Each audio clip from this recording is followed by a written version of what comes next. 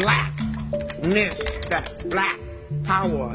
I don't really consider myself as a black girl model. I know what my ethnicity is, but I'm fair-skinned and I feel like I have an international look. I am black, but I'm not African American. I'm an American. I'm not an African American. I'm an American. I'm an American. Yeah. I'm not an African American. And I'm going to ask you to stop calling me a black man. I am not black. I'm not African. I'm American. We are not Africans. We two separate people. The Africans are a disgusting people. These statements show a clear confusion in how blacks identify. Do they reject blackness? Or are they misunderstandings about what blackness truly is? Let's define race, ethnicity, and nationality. Race is a mode of categorization that's based on physical appearance. So in the case of jelly beans, race is color. Because race is based on appearance, to some degree it's ascribed, meaning that people are assigned into racial categories based on what other people see. Even if somebody could be mistaken for a certain racial category, it can still apply to them. Ethnicity refers to the ethnic group or groups that a person belongs to. It's a part of a person's heritage and ancestry. In the case of jelly beans, ethnicity is like the flavor. Two people who are in the same racial group can still have very different ethnicities. For example, all of these are red, but this one is cinnamon and this one is cherry. The word nationality refers to someone's national origin, the country where they hold citizenship. For jelly beans, it's like the bag that a bean comes from. People of the same race or ethnicity can come from all different nations, like the watermelon bean that's in Camo Mix and Kids Mix, or the lemon lime bean that's in all three.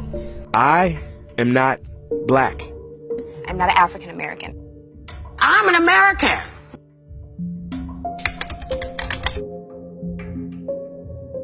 I'm from Africa. I'm from Crenshaw Mafia.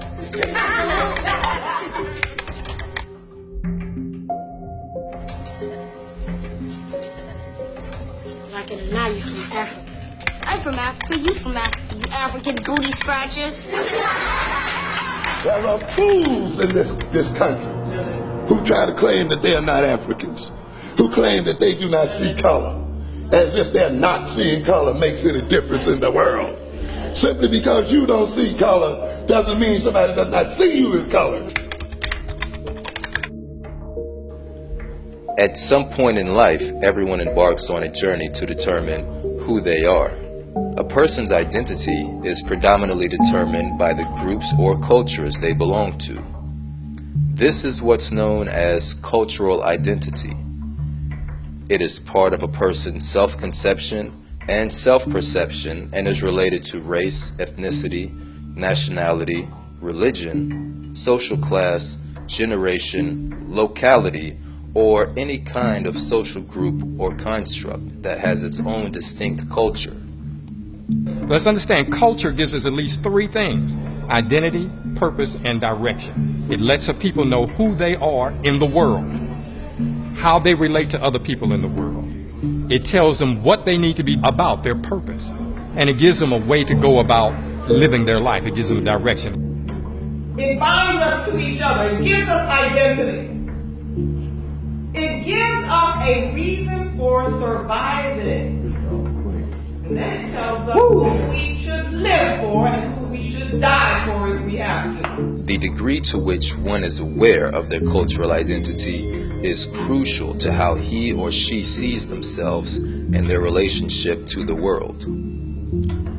When an individual or a group struggles to develop a strong identity, they experience what is generally known as an identity crisis, a period of uncertainty and confusion in which a person's sense of identity becomes insecure, typically due to a change in their expected aims or role in society. And this precisely describes the historic experience of black people.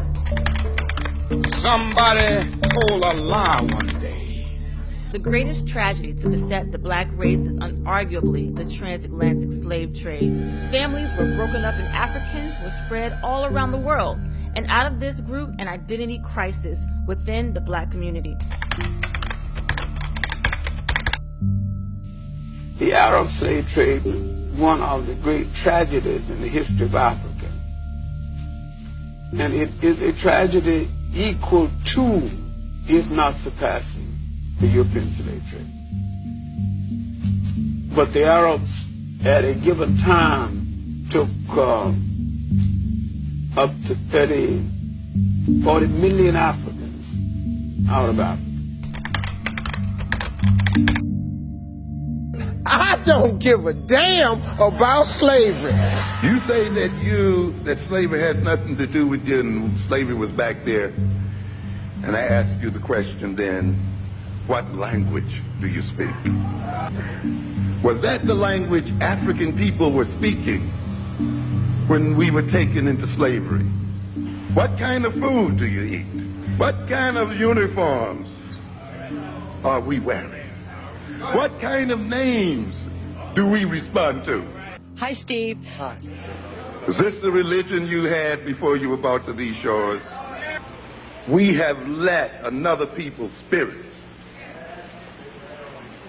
take possession of our bodies and take possession of our minds.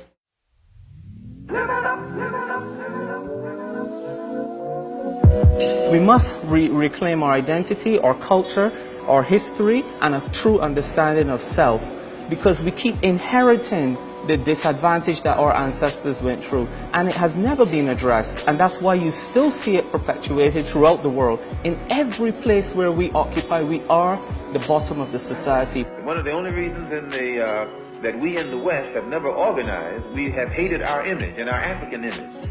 And because Africa has been in the hands of people who have created an image of Africa that's negative and hateful, and it has been hateful to us. We haven't wanted to identify with it.